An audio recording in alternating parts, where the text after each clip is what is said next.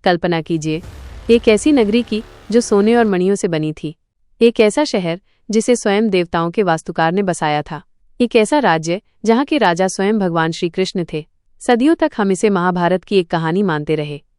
एक खोया हुआ शहर, एक मिथक। लेकिन क्या हो अगर ये मिथक नहीं बल्कि एक हकीकत हो।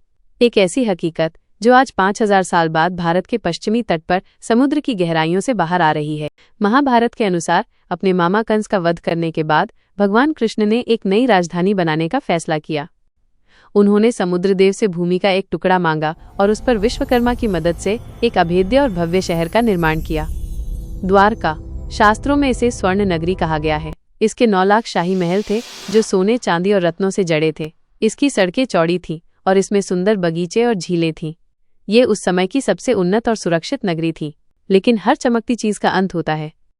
महाभारत युद्ध के बाद कौरवों की माता गांधारी ने अपने 100 पुत्रों की मृत्यु से दुखी होकर भगवान कृष्ण को श्राप दिया कि जिस तरह उनके कुल का नाश हुआ है वैसे ही कृष्ण का यदुवंश भी आपस में लड़कर समाप्त हो जाएगा और उनकी प्रिय नगरी द्वारका समुद्र में विलीन हो जाएगी। और ऐसा ही हुआ। कृष्ण के स्वधाम गमन के तुरंत बाद द्वारका नगरी समुद्र में समा गई। पीछे रह गई तो सिर्फ एक कहानी, एक रहस्य। सदियां बीत गईं, लोग द्वारका को भूल चुके थे। लेकिन 20वीं सदी में एक व्यक्ति ने इस भूली हुई कहानी को फिर से जिंदा करने की ठानी। भारत के महानतम पुरातत्वविदों में से एक डॉक्टर SR राव। उन्हें विश्वास था कि अगर हमारे ग्रंथ कुछ कहते हैं तो उनमें कोई न कोई सच्चाई जरूर छिपी है। 1983 में उनकी टीम ने भारतीय नौसेना की मदद से गुजरात के तट पर समुद्र की गहराइयों में गोता लगाया और जो उन्हें मिला उसने इतिहास को हमेशा के लिए बदल दिया।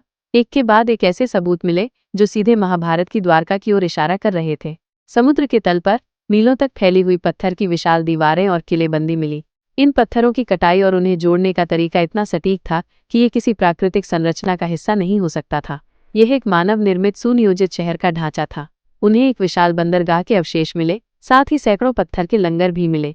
कुछ लंगर तो 2000 किलो से भी ज्यादा भारी थे। ये इस बात का सबूत था कि द्वारका एक बड़ा व्यापारिक केंद्र था जहां दूर दूर से बड़े जहाज आते थे। सबसे चौंकाने वाला सबूत थी एक मुहर। इस पर 3 सिर वाले एक पौराणिक जानवर की आकृति बनी थी जिसका जिक्र हूबहू महाभारत और हरिवंश पुराण में द्वारका के राजकीय चिन्ह के रूप में किया गया है। लेकिन सबसे बड़ा सवाल था ये शहर कितना पुराना है। जब यहाँ से मिले बर्तनों और लकड़ी के नमूनों की कार्बन डेटिंग की गई तो नतीजे हैरान करने वाले थे। कुछ नमूने 3500 साल पुराने पाए गए जबकि कुछ तो 9500 साल तक पुराने निकले। ये समय सीमा सीधे महाभारत काल से मेल खाती है। ये इतिहास का वो पल था जहां विज्ञान और विश्वास एक हो गए। हमारे शास्त्रों ने जिसे स्वर्ण नगरी कहा, विज्ञान ने उसे एक विकसित बंदरगाह शहर बताया। शास्त्रों ने जिसके डूबने की भविष्यवाणी की, विज्ञान को उसके अवशेष समुद्र के नीचे मिले। ये इस बात का सबसे बड़ा प्रमाण है कि हमारे पूर्वज सिर्फ कहानियां नहीं बल्कि इतिहास लिखते थे। आज भी उसी तट पर भगवान कृष्ण का द्वारकाधीश मंदिर शान से खड़ा है जो उस प्राचीन गौरव की याद दिलाता है। पास में स्थित बेट द्वारका द्वीप पर भी वही प्राचीन अवशेष मिले हैं जिसे भगवान कृष्ण का निजी निवास माना जाता है। ये विरासत आज भी जीवित है। द्वारका की खोज सिर्फ एक शहर की खोज नहीं है, ये हमारे इतिहास, हमारी संस्कृति और हमारी पहचान की खोज है। ये हमें बताता है कि 5000 साल पहले भी भारत में एक ऐसी महान सभ्यता थी जो विज्ञान, वास्तुकला और शहरी नियोजन में कहीं आगे थी। समुद्र की गहराइयों में अभी न जाने और कितने रहस्य दफन हैं। तो क्या ये सिर्फ एक शुरुआत है? आपको इस खोज के बारे में क्या लगता है? क्या आप मानते हैं कि ये कृष्ण की वही द्वारका है? अपनी राय नीचे कमेंट्स में जरूर बताएं। अगर आपको ये रोमांचक सफर पसंद आया तो वीडियो को लाइक करें, अपने दोस्तों के साथ शेयर करें और ऐसे ही रहस्यों से पर्दा उठाने के लिए हमारे चैनल को सब्सक्राइब करके बेल आइकॉन दबाना ना भूलें। धन्यवाद।